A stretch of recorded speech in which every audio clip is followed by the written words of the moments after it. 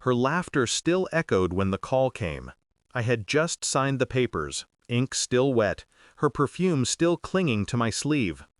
She stood by the window, swirling her wine, smiling like a woman who had already won.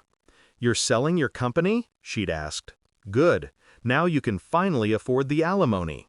She laughed, loud, cruel. I didn't answer, just signed. An hour later, her phone rang. Her lawyer's name flashed across the screen.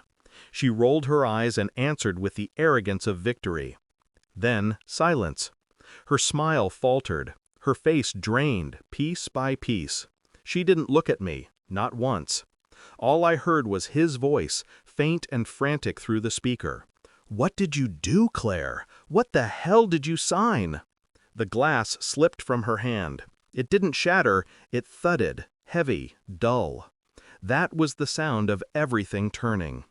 She had been planning this for months. The late nights at the firm, the quiet phone calls in the guest room, the sudden need for privacy that never used to exist between us. I noticed. I always notice. But I played the fool, smiled, nodded, waited. She thought I was too busy running numbers to count hours. Infidelity leaves fingerprints everywhere, even when it hides behind locked phones and lawyer smiles. I didn't need to see them together. I could feel it. In the way she avoided touch, in how she looked relieved when I left for work.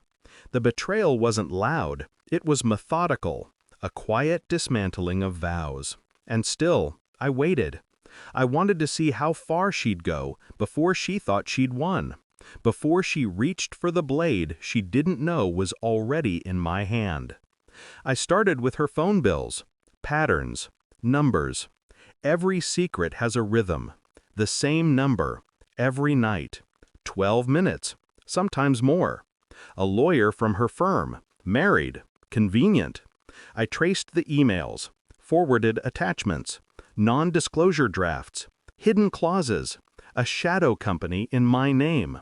She thought she could move my assets before the divorce, bury me beneath my own empire. It was almost admirable, almost. I didn't confront her, not yet. I smiled through dinners, I poured her wine, I listened to her talk about mutual separation while imagining the weight of silence that would follow. Meanwhile, I made calls, one to my accountant, another to my real lawyer, the one she didn't know existed.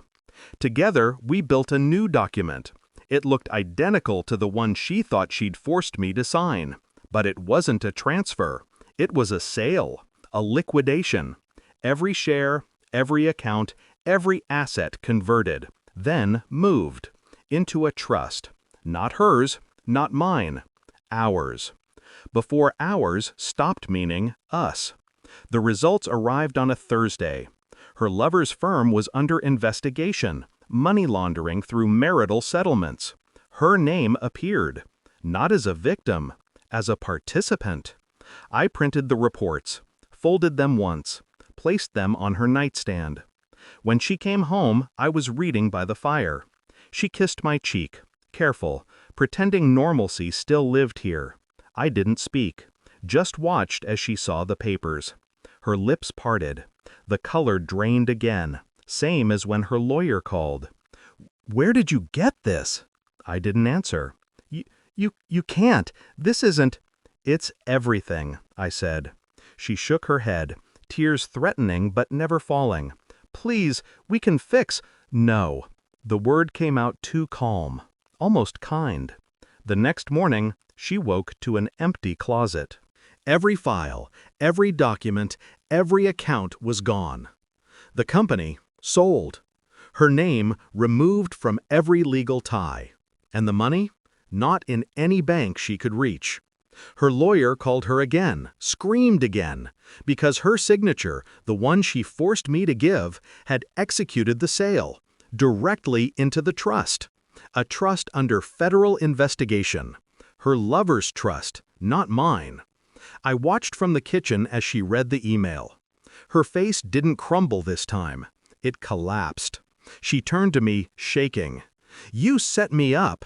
"No," I said quietly. "You set yourself up. I just watched." She wanted to scream, but there was nothing left to scream for. Everything she touched turned into proof against her. I walked past her, grabbed my coat, and left the door open.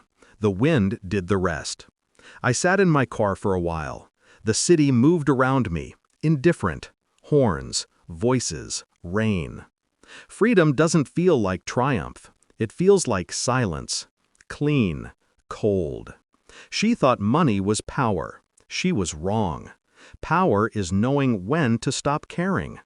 Her laughter still echoes sometimes, in my memory, in the spaces she used to fill. But now it sounds different, smaller. The company's gone. The marriage, too. What's left is truth. And truth, stripped bare, is the only asset worth keeping. I didn't ruin her. I just handed her the mirror and walked away before she could look away from herself. Final line: some debts aren't paid in money. They're paid in realization.